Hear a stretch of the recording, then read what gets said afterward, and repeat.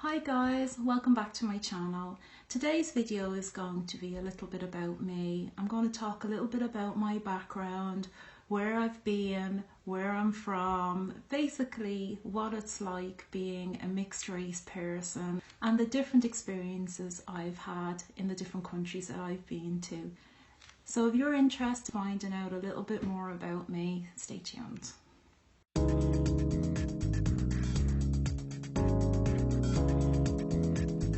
Hi guys, Thelma here and welcome back, and I just want to say thank you to all my new subscribers. I really appreciate the love and clicking on and supporting me. I really appreciate it. Well, today is going to be a video, just a little bit more personal information about me, and I really wanted to share this because I went on YouTube. I had a look around, just to see if there's anyone else out there talking about being black and being Irish, being mixed race.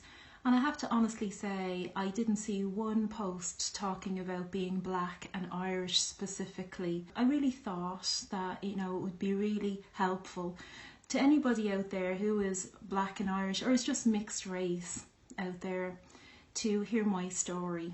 In this video, I'm just going to talk about where I'm from, a little bit about the experiences that I had growing up in Ireland. Watch out for more videos where I will be discussing my different experiences living in different countries with different people, different nationalities, and of course, how I feel about living here in America. So in order for me to keep this video short, I have formulated some questions that I will answer for you today.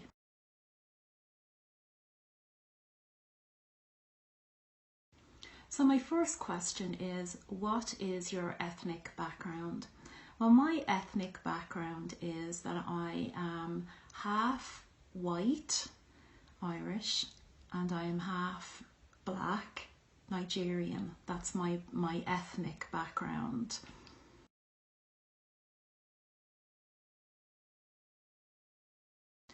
What is your nationality is the next question. My nationality is Irish. I'm an Irish citizen. I was born in Ireland and I have an Irish passport. A lot of people do actually confuse nationality with ethnicity. Ethnicity is, as I said, your parentage, what you're made up of racially, black, white, Asian, all of that. That's your ethnicity. Not everybody's ethnicity is the same as their nationality. My nationality is Irish. Irish people are generally seen as white people, and my nationality is Irish, and I have an Irish passport.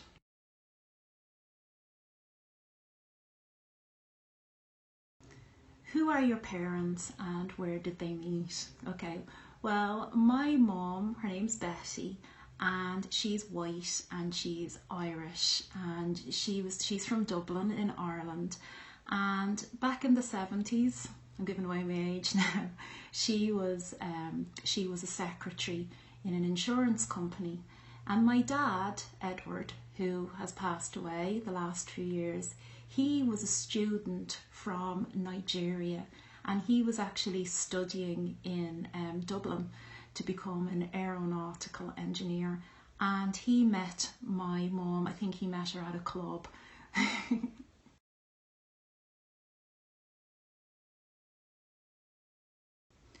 What was it like living in Ireland as a black person? Wow, this is such a difficult question for me to answer. I don't want to offend anybody because the people that I love out there, my Irish brothers and sisters and all of my Irish friends out there, if you're my friends and you're my family, you know, guys, that I love you, and it doesn't matter what colour you are. But my experiences in Ireland growing up as a black person were not positive. It was very unusual for me, for somebody to be black and Irish. And I actually found that, growing up in Ireland, it was very hard for people to really allow me to define myself as an Irish person, even though I was brought up in the, with the Catholic nuns and all the stereotypes you can think of. I was an Irish girl in an Irish school with an Irish mum. My mum and dad didn't stay together, so I was actually raised with my mum and her mum and dad. My granny and granddad raised me. So being brought up in Ireland as a black person was very difficult. It made me feel very isolated, and it made it hard for me to be able to discover my own identity or define my own identity.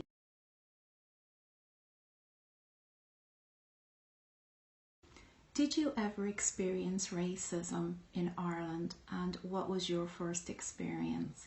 Yes, I did experience racism in Ireland, I have to say.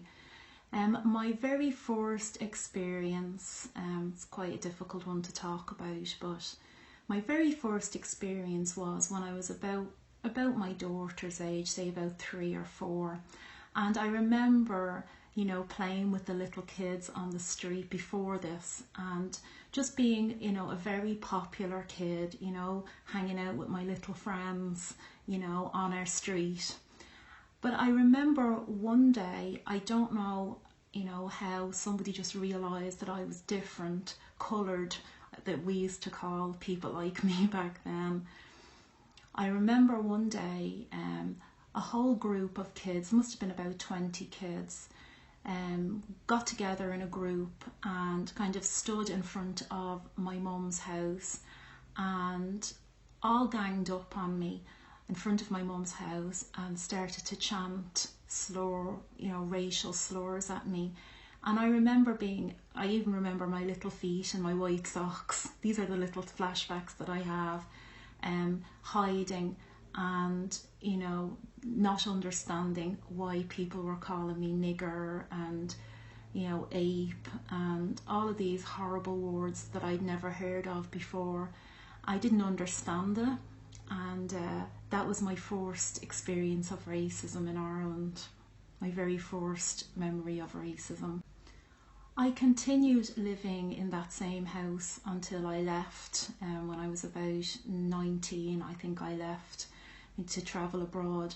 But I remember after that having to endure racist chants every day of the week. I remember looking out my window and always checking the corners of my street to see which end of the boys usually were standing, so that if I wanted to go out I would always go in the opposite direction to keep away from them.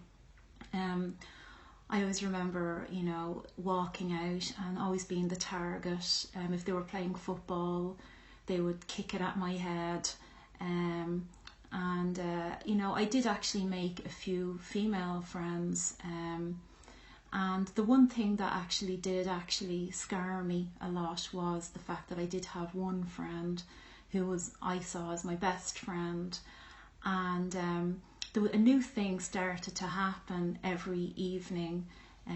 All of the kids, would circle around me, and each one would take a turn to call me a name.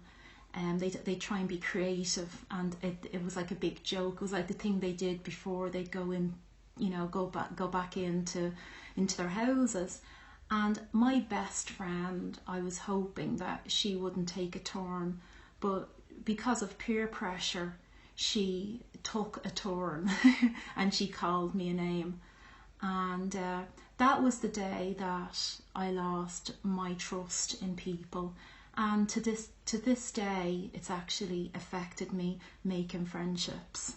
I did make friends, and one of my very, very best friend, Audrey, she's out there still friends to this day. She was a girl who had her own set of problems, and I won't go into too many details about that, but she had her own problems that made her stand out as well. So we kind of clung together, me and Audrey, and still stuck together to this day, even though she lives in the UK. but still together to this day, 40 years later, and uncanny amount of different things have happened in our lives. But she was white, and there were no other black people around me when I was growing up, so we kind of stuck together. But I had very select few friends when I was growing up in Ireland.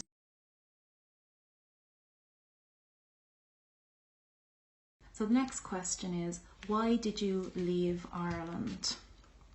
And how did you feel about Ireland?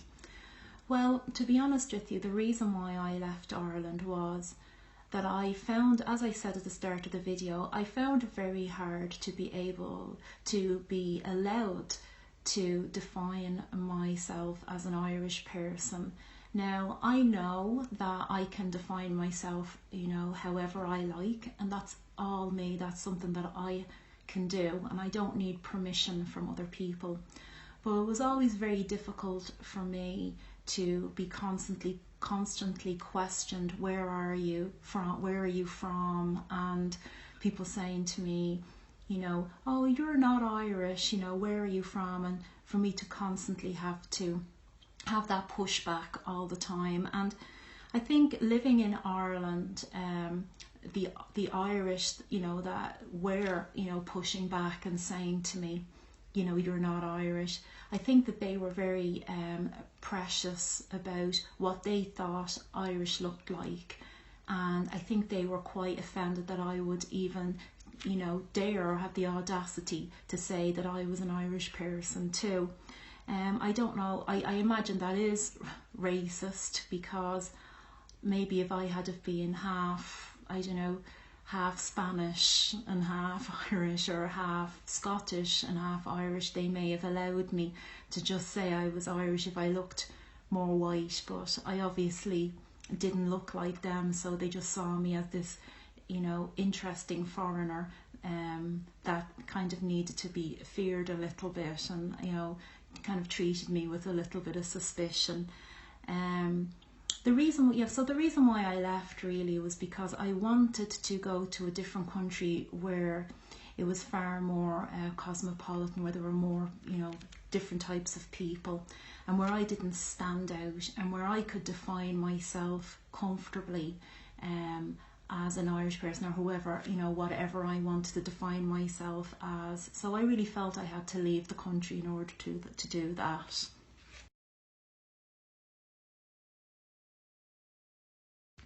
How do you feel about the Irish today?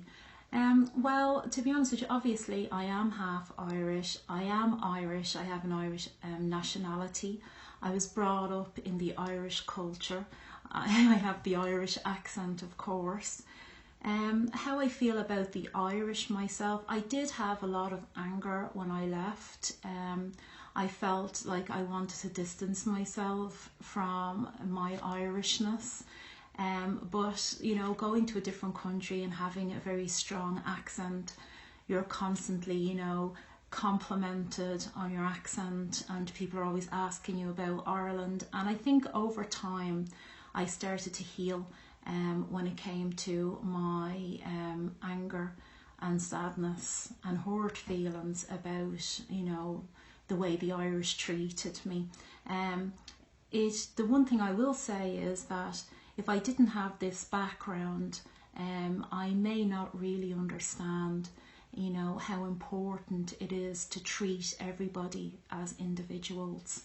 How important it is not to put your culture, your race, or anything like that above another person's humanity, another person's value, okay? And I think that if I didn't have this background of being a mixed race person who did suffer racism, I would find it harder to really empathise with people of different cultures. And I feel thankful that I feel lucky as well that I'm in a situation where I can, experience different people and not feel like I have to stay within one box or another box. It's actually made me the type of person who, you know, I really want to get to know your culture. I am very interested in, you know, things I don't understand myself. The thing in your culture that I don't understand, I am intrigued. You know, I am intrigued. I want to know more about you.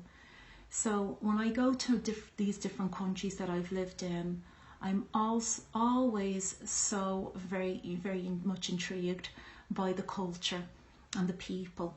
And it makes it hard for me to really understand fear of the other, which is something that I'm noticing a lot in, you know, the people that live around me.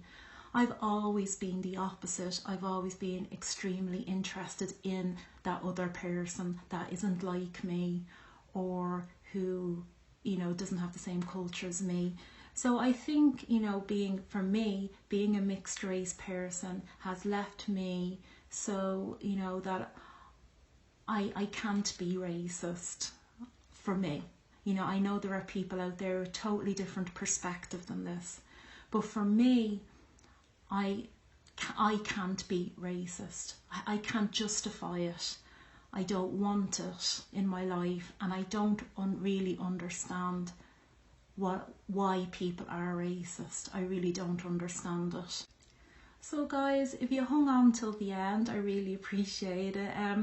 I hope this was interesting to you, and I really would love if it was to open up a discussion.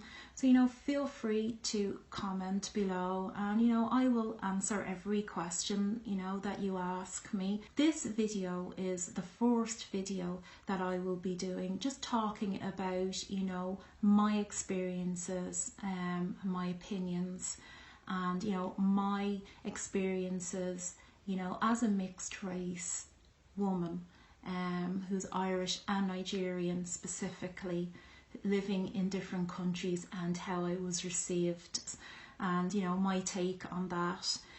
My next video that I'm going to do is I'm going to talk about my experiences when I lived in Amsterdam. So I actually lived in Amsterdam for 7 years. So if you're interested in, you know, more about my travels and my life, please come back and see me again. Okay, so guys, thanks so much, and like, subscribe and all that jazz, as I always say.